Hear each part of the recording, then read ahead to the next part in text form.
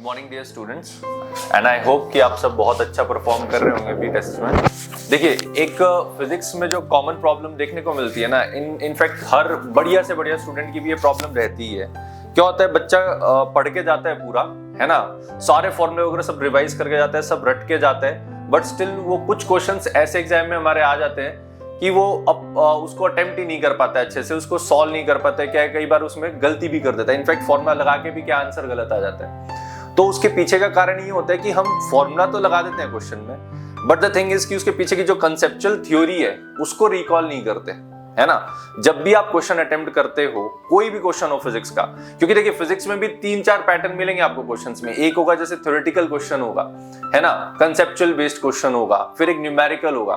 तो ये सारे क्वेश्चंस के लिए ना हमारी अप्रोच कैसी होनी चाहिए, एक कॉमन अप्रोच रखनी चाहिए हमें, है ना, जिससे क्या है हमारा क्वेश्चन इजीली और सही सॉल्व हो पाए। तो उसके लिए इंपॉर्टेंट क्या है कि जब भी आप क्वेश्चन को सॉल्व करते हो तो उसको बार बार रिकरेंटली रीड कीजिए। अगर आपको एक बार में आइडिया नहीं लग रहा है तो आप उसको रिकरेंटली रीड कीजिए। जस्ट क्वेश्चन देखा और उस टॉपिक का कोई फॉर्मूला उठा के लगा दिया, इससे कभी भी आपका क्वेश्चन सॉल्व नहीं होगा। अगर आप करोगे भी इस तरह से तो मैक्सिमम टाइम आप क्या करोगे, गलत आंसर तक पहुंचोगे। तो इनफैक्ट गोइंग फॉर दैट आप इससे बेटर एक ऑप्शन ये रख सकते हो कि आप क्वेश्चन को पढ़िए, उसको एक बार और रीड कीजिए, 2-3 बार रीड कीजिए जब तक आपको उसकी थ्योरी समझ में नहीं आए, है ना। और फिर उस टॉपिक से रिलेटेड जितने भी कंसेप्ट्स हैं जो आपने पढ़े थे क्लास के अंदर, जितने भी थ्योरेटिकल चीजें जो सर ने आपको क्लास में बताई थी, उसको बार बार रिकॉल कीजिए दिमाग में, कहीं ये तो नहीं लगेगा, कहीं ये तो नहीं लगेगा। ऐसा जब आप करेंगे ना तो आपको क्या है, एक सही अप्रोच मिलेगी क्वेश्चन के लिए। हमेशा याद रखना, फिजिक्स का क्वेश्चन माइंड में पहले सॉल्व हो जाता है, फिर कॉपी पेन लेकर सॉल्व होता है। तो दिमाग में क्या है, आपका मैक्सिमम पार्ट जो सिर्फ कैलकुलेशन रह जाएगी, जो कंसेप्ट है ना, जो लगाना है क्वेश्चन का, फाइनली जिससे आंसर आएगा वो आपके दिमाग में अपने आप बन जाएगा। इसकी जितनी आप प्रैक्टिस करेंगे उतना ही आपके लिए बेटर रहेगा।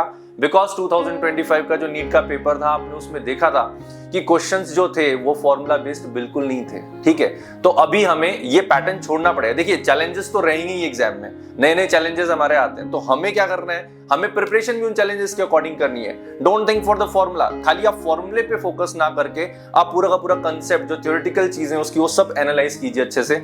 जब भी नया क्वेश्चन देखते हैं तो उसमें आप सोचिए कि मैं इसको, अगर इस क्वेश्चन में ये कंडीशन होती, इसकी जगह ये कंडीशन हो जाती, तो मैं क्या करता। जब ये क्वेश्चंस आप खुद से पुटअप करेंगे ना तो आपके दिमाग में डाउट्स आएंगे, वो डाउट्स जाके टीचर से क्लियर कीजिए। इससे क्या है कि आपका थ्योरेटिकल पार्ट, कंसेप्चुअल पार्ट इतना स्ट्रांग हो जाएगा कि जब मेन एग्जाम होगा तो क्वेश्चन देखते ही क्या है, वन शॉट के अंदर क्या है, वो एक बार रीड करते ही आपके दिमाग में जाएगा और आप उसको सॉल्व कर पाएंगे इजीली, है ना। So that's all for the approach of the questions. बस मैं अभी के लिए इतना ही गाइड करना चाहता था आपको। Thank you so much, all the very best for your exam.